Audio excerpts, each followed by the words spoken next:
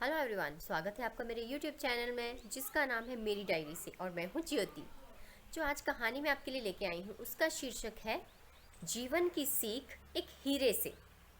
आइए सुनते हैं ये कहानी। एक हीरे का व्यापारी बहुत ही चतुर था। वो हीरे भी नहीं बेचना चाहता था लेकिन पैसे भी कमाना चाहता था। तो उसने एक तरकीब सूझी। उसने सोचा, क्यों ना मैं हर राज्य में जाके हर राजा के आगे अपने हीरे रखूं।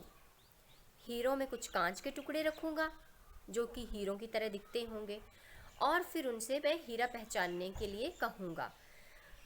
जो हीरा पहचान जाएगा उसे मैं वो हीरा दे दूंगा, और जो हीरा नहीं पहचानेगा उसको हीरा भी नहीं मिलेगा, लेकिन उसको हीरे जितनी कीमत मुझे देनी पड़ेगी, क्योंकि हर कोई हीरे की पहचान नहीं कर सकता। तो उसने ये सोच के हर राज्य में घूमना शुरू कर दिया। अब वो व्यापारी अपने हीरे लेके, अब उसमें एक दो हीरे होते थे लेकिन खूब सारे कांच के टुकड़े होते थे उन हीरों के बीच में। हर राज्य में जाता, राजा के सामने वो हीरे रखता और वो कहता कि अगर आपने पहचान लिया वो हीरे आपके, नहीं पहचान पाए तो उतनी कीमत आपको मुझे देनी पड़ेगी। अब वो ये गेम सबके साथ खेलने लगा। अब ऐसे ही घूमते घूमते घूमते घूमते एक और राज्य में वो पहुंचा। उस राज्य का जो राजा था वो सर्दियों के दिनों में बाहर दरबार लगाया करता था धूप में। वो बैठा था वहाँ पे वो व्यापारी पहुंचा। उसने उस राजा को भी बताया कि ऐसे ऐसे मैं हीरे लाया हूँ, मैं सबके साथ ये गेम खेल रहा हूँ। अगर हीरे आपने पहचान लिए तो वो हीरे आपके, अगर नहीं पहचाने तो उतनी कीमत आपको मुझे देनी पड़ेगी। अब उस राज्य का राजा भी चतुर। उसने कहा ठीक है, हीरे मैं नहीं पहचानूंगा, मेरी प्रजा पहचानेगी। उसने कहा राजा अगर हीरा नहीं पहचान सकता, प्रजा कैसे हीरा पहचानेगी। उसने कहा नहीं, मेरी प्रजा हीरा पहचानेगी, और मेरी प्रजा में से जितने लोग आके ट्राई कर सकते हैं। तो व्यापारी मान गया।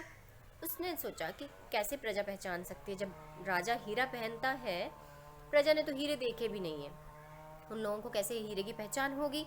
तो क्या हुआ कि वो राजा ने बारी बारी सबको बुलाना शुरू किया। अब कुछ एक तो आते थे हीरा पहचानने के बहाने, नहीं पहचान पाते थे वापस चले जाते थे, लेकिन कुछ एक आते थे जो ट्राई करते थे और नहीं पहचान पाते थे तो भी कुछ एक डर के मारे ही नहीं आते थे कि कहीं हम नहीं पहचान पाए और राजा ने क्रोध में आके हमें कोई सज़ा दे दी। तो कुछ लोगों ने तो ट्राई ही नहीं किया। उसी भीड़ में से एक बूढ़े से अंधे बाबा वो आके हीरा पहचानने की गुजारिश करने लगे, राजा से परमिशन मांगने लगे।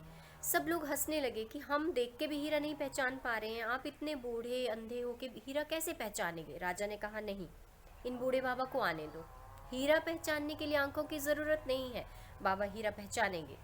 उनको आने दिया। वहाँ हीरे रखे थे। वो जो बूढ़े बाबा थे उन्होंने सबको हाथ में पकड़ के ऐसे कस के पकड़ के वापस रखते रहे, कस के पकड़ के वापस रखते रहे सबको। अब उन्होंने एक टुकड़े को, जो हीरे रखे थे, कांच के टुकड़े भी थे, हीरे भी थे, पहचान तो आ नहीं रही थी, लेकिन एक टुकड़े को राजा के हाथ में दिया कि ये हीरा है। फिर और भी देखते रहे, एक और उठा के दिया कि ये हीरा है, और कहा बाकी सब कांच है, बाकी कोई भी हीरा इसमें नहीं है। बहुत सारे कांच के टुकड़े थे, बाकी कोई हीरा नहीं है, बस यही दो हीरे हैं। अब सब हैरान थे कि इतने सारे हीरों में सिर्फ ये दो, मतलब इतने सारे जो हीरे जैसे दिखने वाली चीज़ें थी सिर्फ दो ही हीरे हैं। वो व्यापारी क्योंकि बहुत चतुर था, तो राजा ने कहा व्यापारी से कि अब बताओ क्या ये हीरे हैं। कहता है कि अब यही बाबा बताएंगे कि ये हीरे कैसे हैं, इनको प्रूव करना पड़ेगा, इनको साबित करना पड़ेगा कि ये हीरे कैसे हैं। बाबा ने कहा कि हीरा जो है वो धूप पड़ने पे भी ठंडा रहता है, और कांच जो है वो गर्म हो जाता है। ये सारे टुकड़े जो हैं वो गर्म हो चुके हैं, सिर्फ ये दो टुकड़े ऐसे हैं जो कि बिल्कुल ठंडे हैं, तो यही हीरे हैं। और वो हीरों का व्यापारी बहुत शर्मिंदा हुआ क्योंकि वो सबको ठग रहा था।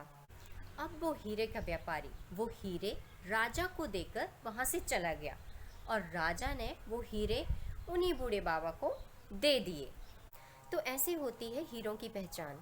तो ये कहानी कैसे हमें जीवन जीने की सीख देती है। ये कहानी हमें सिखाती है कि चाहे तो विपरीत परिस्थितियाँ हों, हमें गुस्सा नहीं होना चाहिए, हमें गर्म नहीं होना चाहिए, यानी गुस्सा नहीं होना चाहिए। हमें जैसे हीरे की तरह ठंडक से, शांत दिल से, बिल्कुल शांत होके स्थिरता के साथ हर परिस्थिति का सामना करना चाहिए। जैसे हीरा कितनी भी धूप में रख दो वो गर्म नहीं होता, वैसे ही हमें भी चाहे कितनी भी विपरीत परिस्थितियाँ हों, कितने भी कठिन समय हो, हमें कभी भी हमें नेगेटिव नहीं होना चाहिए। हमें बड़े ही शांत मन से, शांत दिमाग से उन परिस्थितियों का सामना करना चाहिए। तो यही थी आज की कहानी।